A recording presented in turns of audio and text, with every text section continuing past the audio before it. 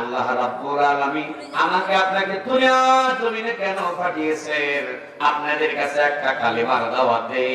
এই দাওয়াতটা হলো ইয়া কওমি উবুদুল্লাহা মা লাকুম মিন ইলাহিন গায়রু।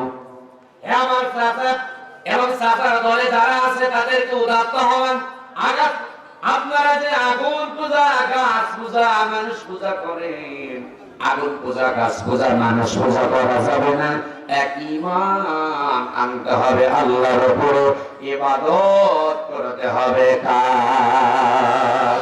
ওমা খালাকুতুল জিন্না ওয়াল ইনসা ইল্লা লিয়াবুদুন।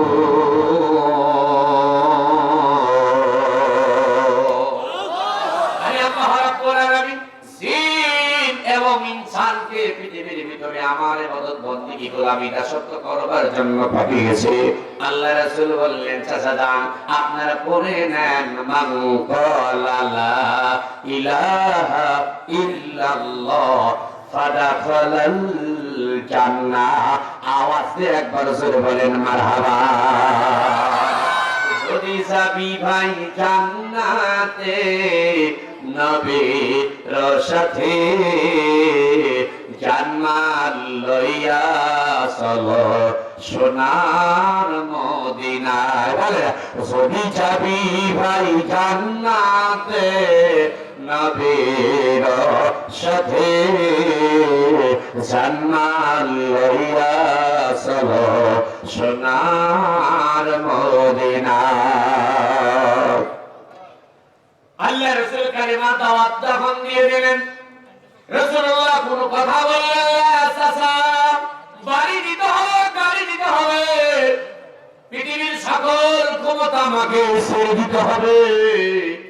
রাসূলুল্লাহ কিন্তু এমন কথা বলে নাই, শুধু আল্লাহ রাসূল বলেছে লা ইলাহা, জোরে বলতে হবে লা ইলাহা মুহাম্মাদুর রাসূলুল্লাহ। এই কথার মানে হলো আইন চলবে কার? আমি বলবো কার? আপনার এইভাবে বারবার দেখাবেন আইন চলবে কার? ভাত খাওয়ার সময় নিয়ম চলবে কার? এক কথা সর্বকে তারা আল্লাহর হুকুম চলবে।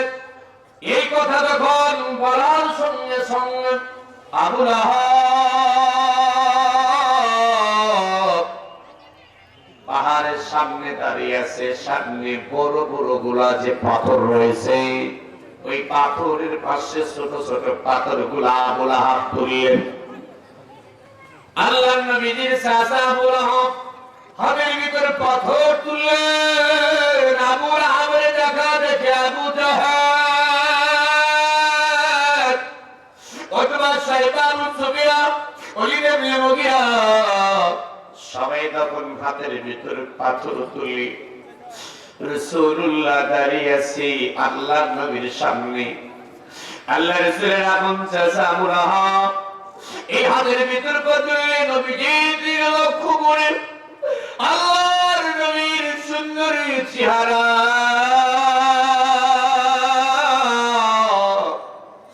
সাদের ভিতর কলঙ্ক আছে, দাগ আছে, কিন্তু আমার নবীজির চরিত্র, আমার নবীজির চেহারা কিন্তু কোনো দাগ নাই। আওয়াজ থেকে একবার জোরে বলতে পারবেন মারহাবা।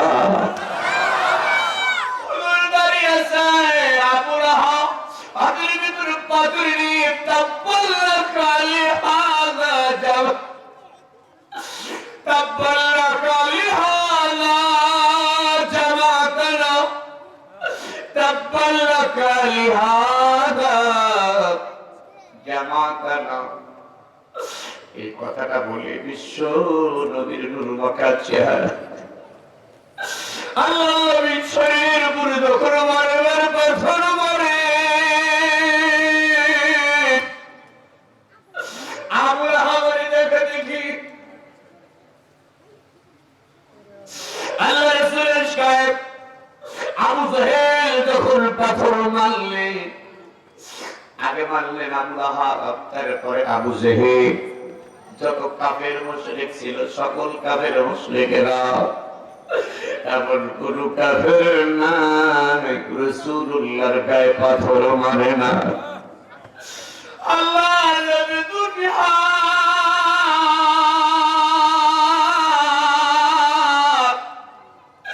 এমন নবী তুলে ডাক দাও বলে আরবের যুবকেরা রে, এই দুনিয়াতে আমার মা নাই, দুনিয়াতে আমার বাবা না। তোমাদের বাড়ি মক্কা নগরীতে আর মুহাম্মদ সাল্লাল্লাহু আলাইহি ওয়াসাল্লাম তোমাদের কোনো খারাপ কথা বলি নাই। আমার বাড়ি মক্কা নগরীতে। যুবকরি তোমরা আমি নবী কি আর মায়ের না। রাসূলুল্লাহর কোনো কথা কোনো কাফের যখন শোনে না, আল্লাহ রাসূলের সমস্ত শরীর রক্তাক্ত হয়ে গেছে, ক্ষত বিক্ষত হয়ে গেছি, এমন কোন জায়গা নাই পাথর লাগে। নবী আমার জমিনের ভিতরে পাথরের উপর যখন পড়ে গেল, রাসূলুল্লাহর মহব্বতের উম্মতেরা গো, রাসূলুল্লাহ কালেমার দাওয়াত দিয়েছেন, অনেকের চোখ দিয়ে দর দর করে পানি কিন্তু ছেড়ে দিয়েছেন রাসূলের মহব্বতে।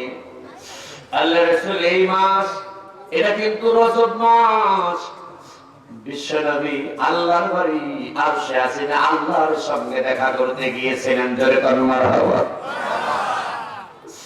প্রিয় আল্লাহর, সেই মাসে আপনারা রাসূলুল্লাহর মহব্বতে যারা চোখ দিয়ে পানি ছেড়ে দিলে, আল্লাহর কোরআন সাক্ষী, কিয়ামতের আদালতে আল্লাহ আপনাদের মাফ করে জান্নাত দিয়ে দিবে। আল্লাহ রাসূল পড়ে গেলেন। কিছু সময় পর বিশ্ব নবী দাঁড়িয়ে গেলেন।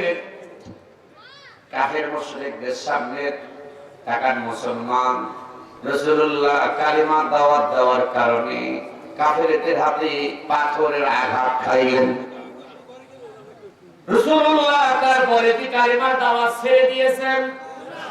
আপনারা সবাই যারা বসে আছেন সকলের কাছে জানতে চাই, আল্লাহ রাসূলকে এত নির্যাতন করেছে, রাসূলুল্লাহ নির্যাতন সহ্য করেছে, নির্যাতনের ভয়ে কি আল্লাহ নবী কালিমা কি দাওয়াত ছেড়ে দিয়েছে?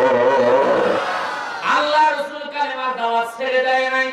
আমরা উলামায়ে কেরাম, নবীদের ওয়ারিস, আল উলামা ওয়ারাসাতুল আমবিয়া, ইন্নামা ইয়াখশাল্লাহা মিন ইবাদিহিল উলামা, নাওমুহা আলিমি গায়রুম মিন ইবাদাতিজ যাহুর।